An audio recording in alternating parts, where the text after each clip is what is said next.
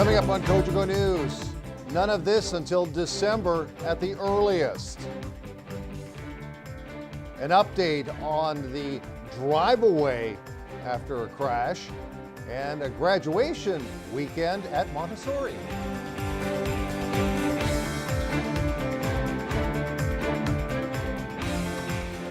Hello again, everybody. Welcome to this edition of Cogeco News. I am Greg Estabrooks. Well, indeed, the Ontario Hockey League has delayed the start of the season for 2021 by more than 2 months. The OHL has set December 1st now as the return to play date. Now, is that etched in stone? Of course not. Nevertheless, the battalion general manager is pleased to have some sort of date set in place. Found out Tuesday morning from a call from the league, and we were informed of the details. I mean, there's obviously been tons of speculation from anybody that works in the hockey world, because it's near and dear to all of us, and everybody wants to get back. So I think it's a good step, and commend the league for taking the steps and taking a cautious approach. And it's definitely nice for us to have that date so we can start planning a little bit more. But again, this still is a tentative date. There still could be a monkey wrench thrown into the plan. For sure, there's still so many factors at play that are out of our control. There's a little bit of clarity now, more than there was yesterday, that's for sure. And you know, I think we're grateful for that at the very least, because there hasn't been much in a couple months. And you know, anytime that you can start getting a date and really start the planning phases, it becomes a little bit closer to reality. So we're all understanding of what's going on and how quickly things can change and have changed over the last couple months. But certainly we're trying to take an optimistic approach to it. That's all he really can do. We'll have more from Mr. Dennis on Thursday's edition of Cogeco News. Police have identified and made an arrest of the driver involved in a one-vehicle collision on Norwood Tuesday morning at about 10:30 a.m., shortly after 10:30. Charges have indeed been laid. Police say the driver, a 25-year-old woman, fled the scene soon after the collision. The name was not given out, but she has been charged with leaving the scene of an accident and driving while suspended. There was extensive damage to the front end of the SUV, as you can see, and some damage to a retaining wall belonging to a home on Norwood, but that case for the moment has been solved.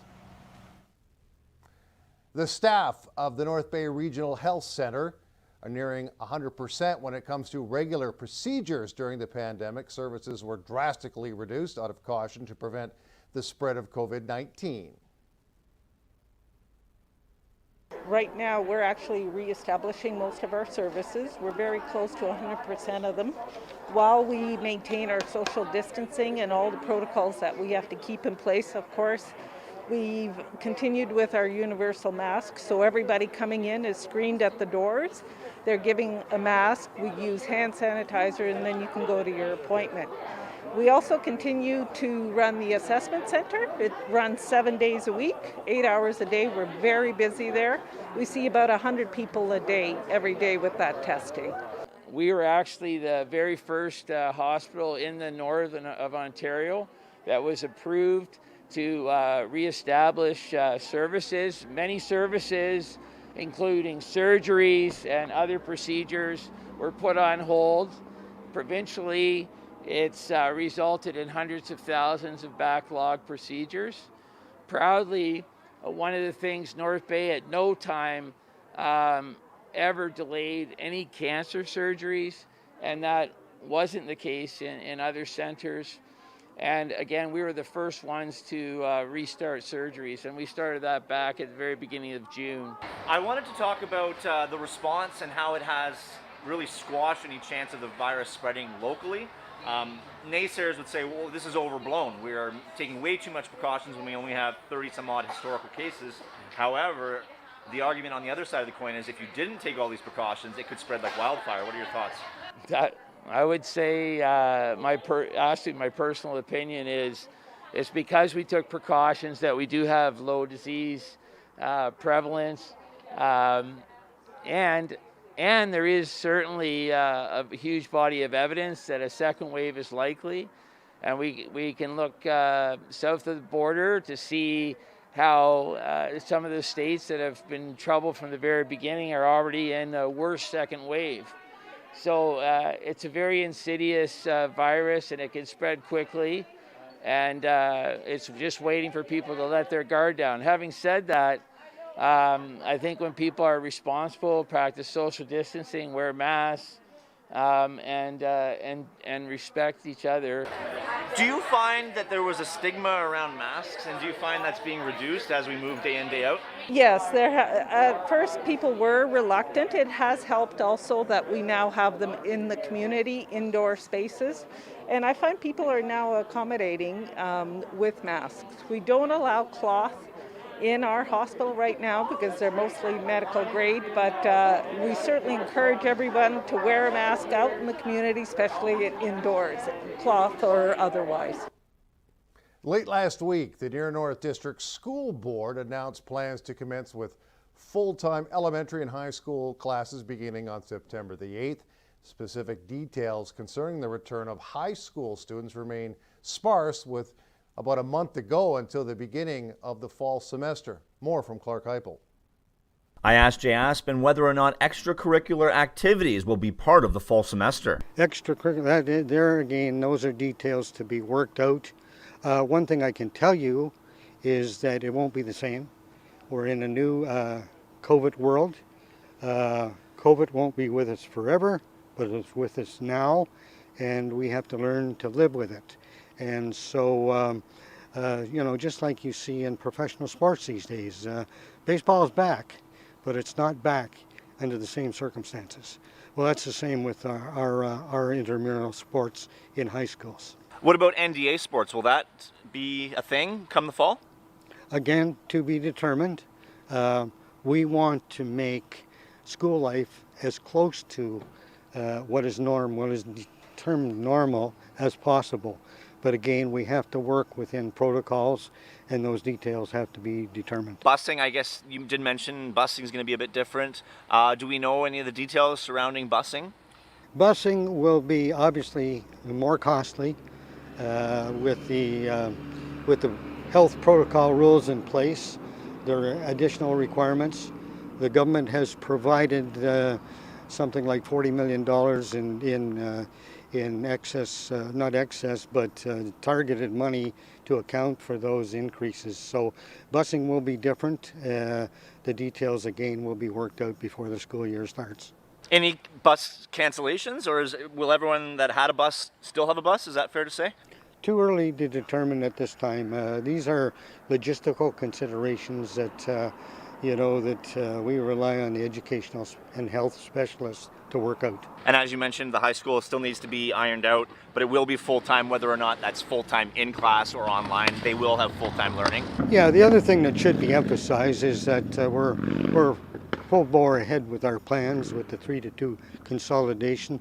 There's been a lot of work by staff, not only the challenges of that consolidation, but also in a COVID world. And I'm pleased to say that everything will fit, and we'll go ahead with 2 beautiful high schools in the fall of 2020.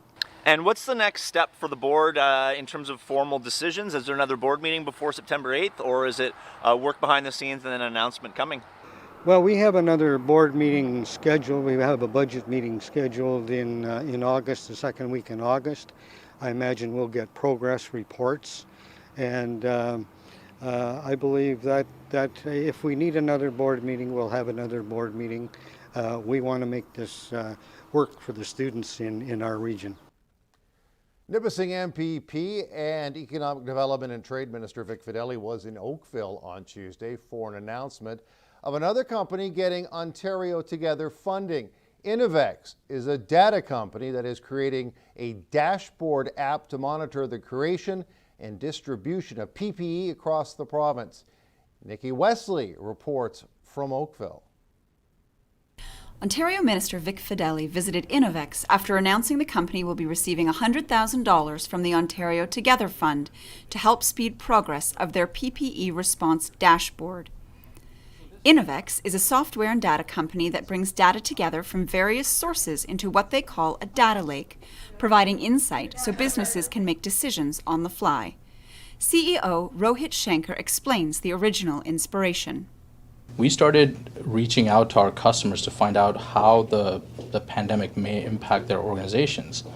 And one of the biggest things that we realized, even before we went into an official shutdown, was that the PPE was going to be demanded by almost every aspect of our society, and that we were in a dire shortage of it. After conferencing with existing customers, they were faced with a serious question. Is there going to be shortages at the primary healthcare side? And do we have enough supply locally here in Ontario to addressing those? And so when we brought that together, we imagined that we needed a end-to-end visibility on how much we're producing and how much we're consuming. Innovex has partnered with the Auto Parts Manufacturers Association and Trillium Network for Advanced Manufacturing to create a system that will collect, organize, and analyze PPE and healthcare data. The PPE Response Dashboard will help forecast the supply and demand by regions across the province and help advise proper distribution. What's the strategy behind distributing it? Which region may be at a higher impact, right? Because if there's a regional outbreak, they may actually need to go and be addressed first, as opposed to another area which may not be as severely impacted. So having that visibility will allow us to direct the products where it's needed most. And right now, for PPE distribution into certain segments like long-term care or schools, that program is what we're helping to build. And in the future, with vaccines, we hope to help build that part of the program as well. Minister Fedeli explains how the new dashboard may be able to help us predict shortfalls in supply. First and foremost, this is really all about understanding the personal protective equipment and where we're going to need PPE and what the threats are that may stop the production of PPE. As an example, they gave a hurricane hits in the States and it affects oil. Oil is needed to make plastics, which are needed in our face shields. So it's this kind of predictive knowledge that we'll have, especially for PPE, but it can be used right across the healthcare system with any other immunities that are required in our healthcare. Reporting for Cogeco News, I'm Nikki Wesley. This Sunday is the projected opening date for the Low Barrier Shelter, which will be located at the former OPP location on Chippewa Street next to Barclay House. The location of the shelter often a topic of debate. Certainly the developer has indicated that he's prepared to fence the area to provide that privacy issue. The other thing that's important to note that Nemesis, who will be the operator here, have specific protocols that they have to follow. Those things will be relayed, of course, to the neighbors here to try and alleviate some of the problems. I think it's important too, and when we look back at double rinks, one of the things that did happen in discussion with the mayor who serves on the police services board, speaking with the chief, there was extra patrols that were that did take place in the double rinks area. That opportunity is here also. I do serve on the Castle Home board.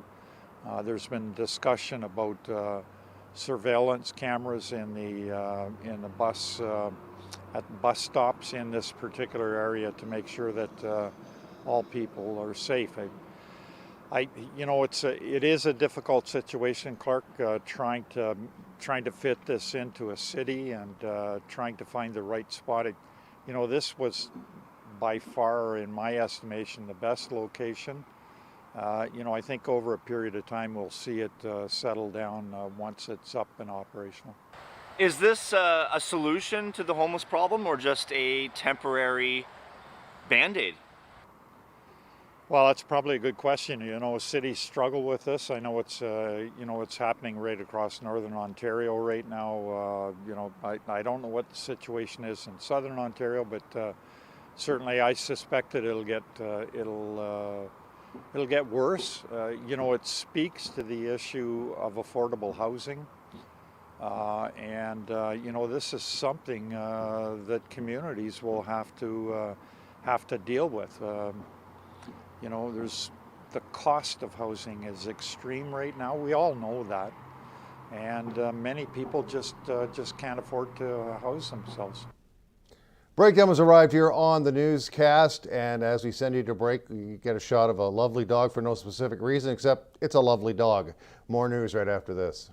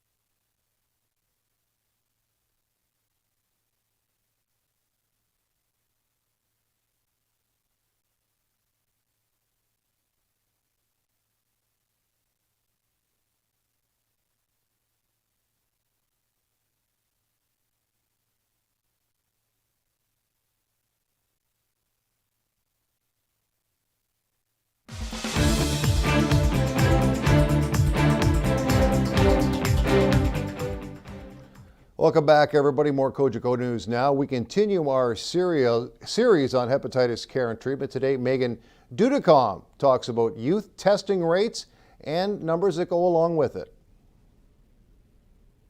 Today, I'm here to talk to you about street-involved youth, age 15 to 24, and how they are impacted by hepatitis C rates with more than 6 times that of the general Canadian population. Many street-involved youth may turn to drugs to help them deal with the difficult realities they face on the streets. This lifestyle usually involves unsafe sex, sex work, injection drug use, including sharing needles and other equipment to inject, smoke, and snort drugs, all of which puts them at an increased risk for hepatitis C as well as HIV due to the increased risk of blood present. We can help our street-involved youth reduce those risks for hepatitis C by taking a harm reduction approach and encouraging prevention strategies, such as using new harm reduction supplies and safe sex supplies every time, and to avoid sharing supplies with others. Avoid sharing personal hygiene items with others, such as nail clippers, toothbrushes, and razors, and to get regularly tested for hepatitis C and other bloodborne infections. Point-of-care testing for hepatitis C does not involve a blood draw from the vein. It is a quick prick to the finger, and results are available within 30 minutes. There is no vaccine for hepatitis C, but there is an easy and effective cure. The AIDS Committee of North Bay area has a dedicated hepatitis C team and integrates hepatitis C education, outreach, and supports into our sexual health, HIV, and harm reduction services. Our staff are here to support you if you think you may have been exposed to hepatitis C or know another street-involved youth that has. We can help with regular testing for hepatitis C and bloodborne infections, as well as facilitate highly effective treatment to cure hepatitis C when needed. You can also call our office at 705-497-3560 to book an appointment to get tested for hepatitis C. Help us find the missing millions by getting tested for hepatitis C in your community. A very special weekend, Saturday, at the Montessori Children's House in North Bay. It was Grad Day drive-through style. Here, courtesy of the school, a look back at some of the highlights of Grad Day.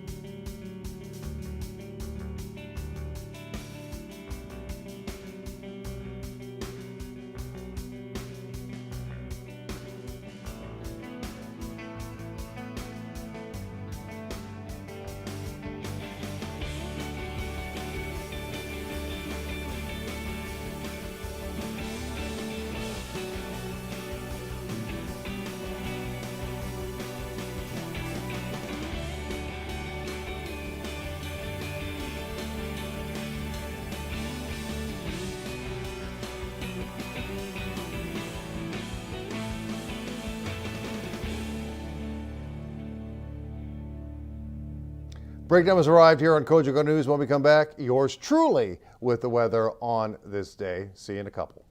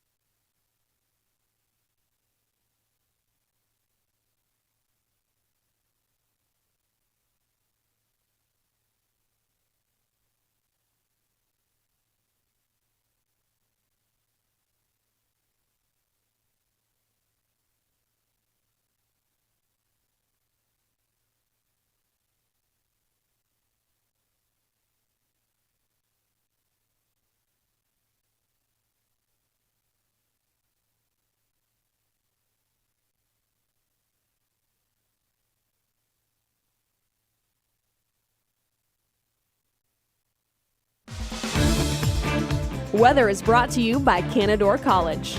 Great things happen here. Welcome back, everybody. No hypels to do the weather on this day. You're stuck with little old me, but the weather will be looking good as we head toward the weekend. Today, of course, is Wednesday. Getting over the hump and get ready for the rest of the week. Let's go to the 5-day forecast brought to you by Environment Canada. Overnight tonight, some clouds, low of 11. Lots of sun and nice high of 25, not overwhelming. 26 and sunny on Friday. A few clouds and 26 again on Saturday, and the overnight lows aren't so bad. Got honky in the brain. And on Sunday, 27 and sun and cloud with a low of 18. The normals for this time of the year are 24 and 13. We're way below them, although it didn't feel 17. It was. And the low on Tuesday night was 12. When we come back, remembering one of North Bay's best coaches.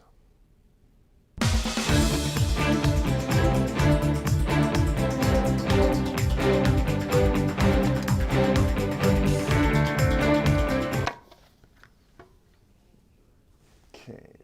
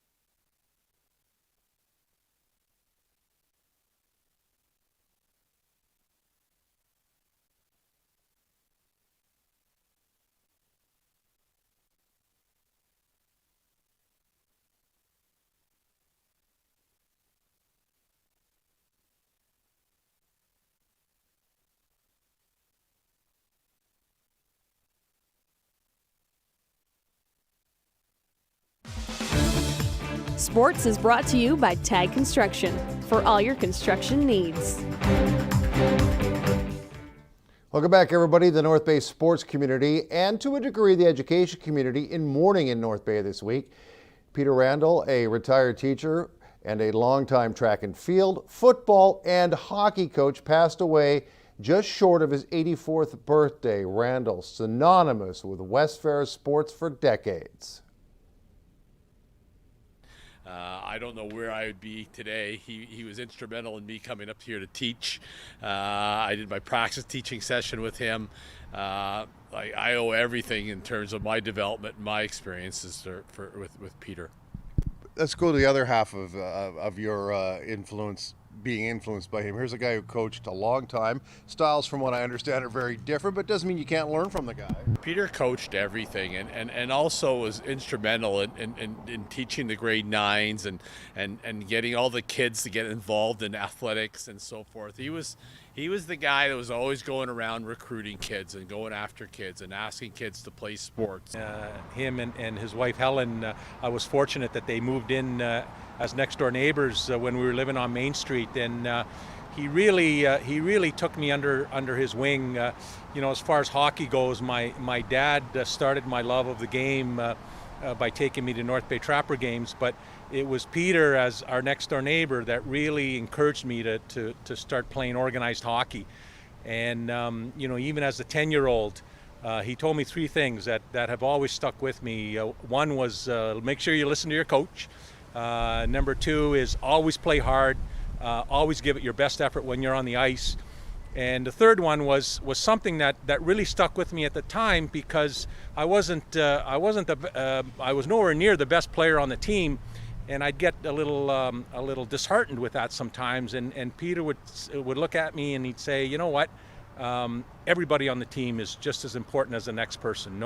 You can't win with just all good players. You need everybody playing a role. Yes, personally, going to miss a great guy. Finally, while summer may look a little different or a lot different this year, Your TV wants to share your summer. Head over to Your TV North Bay on Facebook and comment with a picture of what you are doing this summer. You could win a weekly prize pack or even a grand prize of $500 to support a business. Tag Share Your Summer. Good luck. We'll see you for more Cogeco News live at 5 on Thursday.